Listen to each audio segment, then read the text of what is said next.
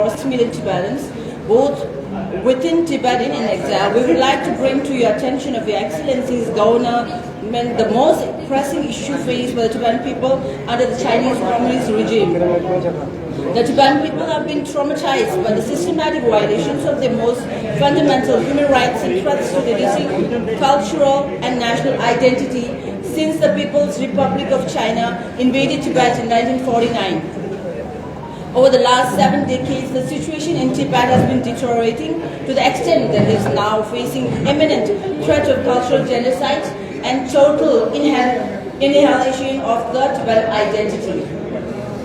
Historically, Tibet was an independent nation having a defined territory, distinct population, governments, and maintained diplomatic relations with its neighboring countries.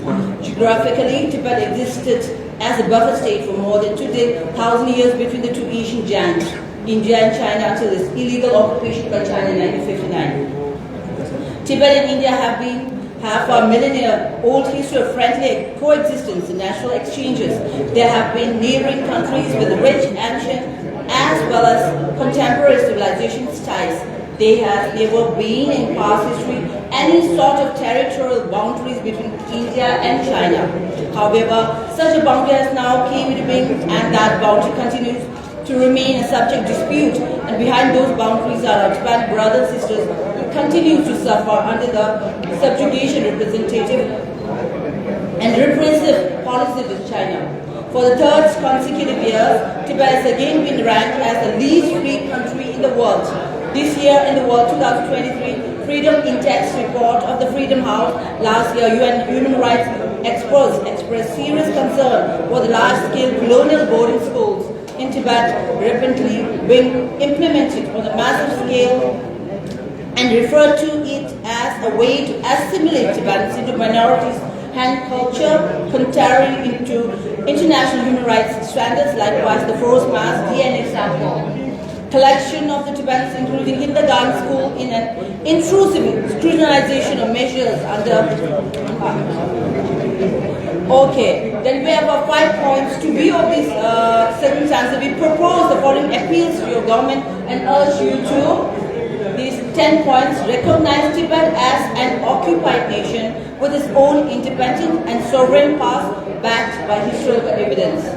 Number 2, desist from engrossing China's false narrative by labeling Tibet as a minority, referring to Tibet's occupation as an internal issue of Beijing, and proclaiming Tibet as a part of China, thereby aiding China's colonization of Tibet and the subjugation of Tibetans while denying us Tibetans the space and scope to negotiate for more meaningful freedom for Tibetans.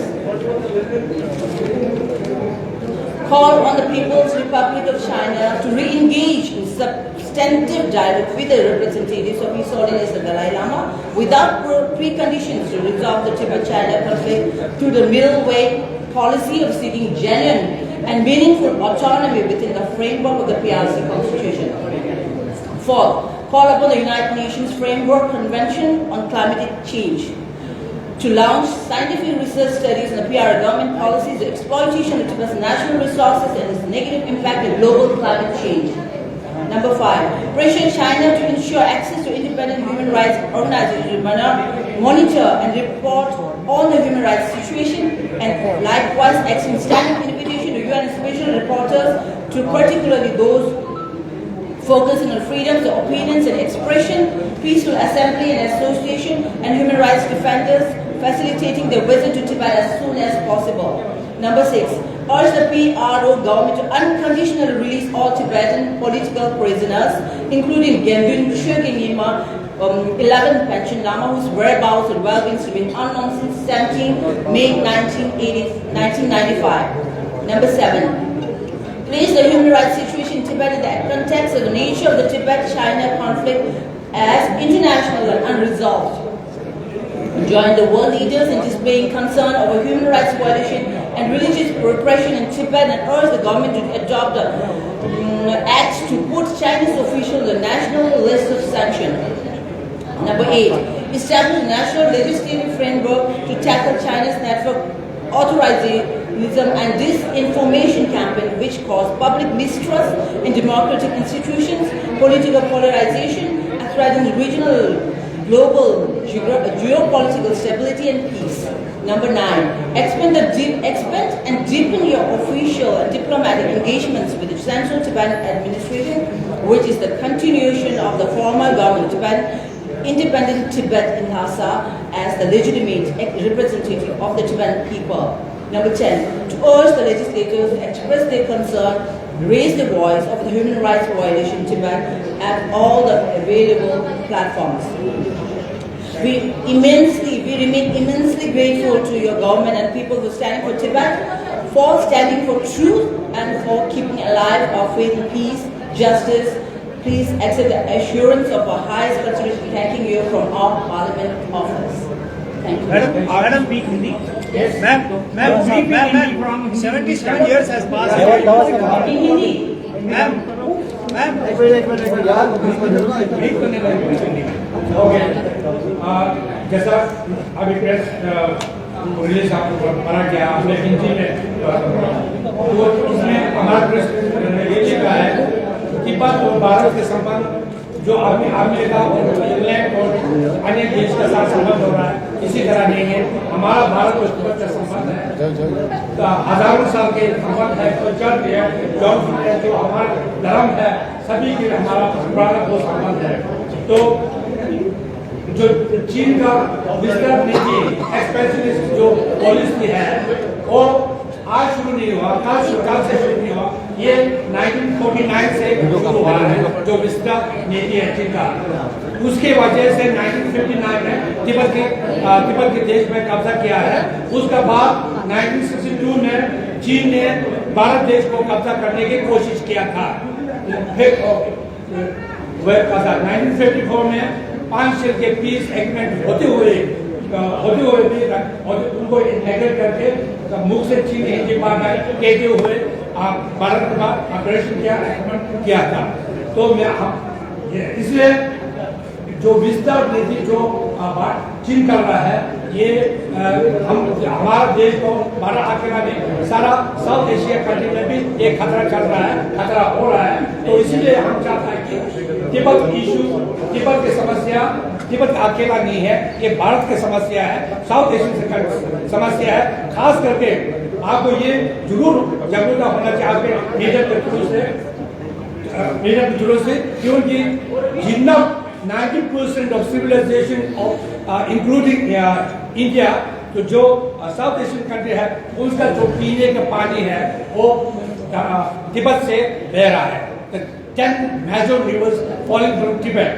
So उसी के लिए चीन उसको पंगा लेने के लिए 11 dam पहले से बन चुके हैं और अभी बन रहा है कि सुबह डैम बना रहा है। उसको अगर बन जाएगा तो हमें साउथ एशियन कंट्री से और भारत को पानी का दिक्कत पाएंगे। तो इसीलिए हम सबको जगाना चाहिए, We should avoid, we should alert, we should stand for the politically stand against the Chinese.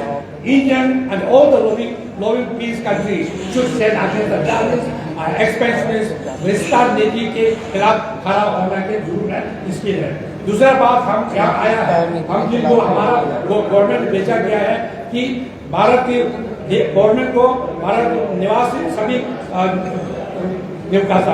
लोगों को हमें धन्यवाद कहने के लिए भेजा, क्योंकि चीन ने जब हमारा देश को कब्जा किया था तो हम 1959 में हम भारत में हमारे गुरु जी के साथ शरण लिया।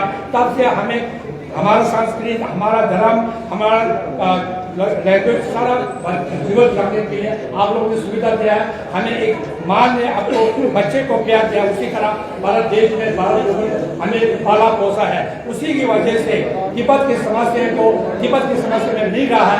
आजकल तिब्बत की समस्या एक इंटरनेशनल अंतरराष्ट्रीय के इश्यू बना है।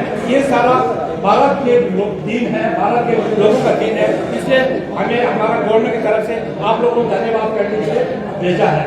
तो कल परसों 27 तारीख से हमें यहाँ है, हमारे जो 45 मेंबर पार्लियामेंट है उससे 11 ग्रुप में बांटा गया है। हम हर एक आधा साल में हर दुनिया में हर स्टेट में जाता है, इसके समर्थन लोगों का समर्थन जुटाने के लिए, लोगों को धन्यवाद करने के लिए, लोगों से हमारे तिब्बत में क्या हो रहा है, क्या जो हो रहा है, उसी के सिलसिले में अभियान चलाने के लिए हमें भेजा गया।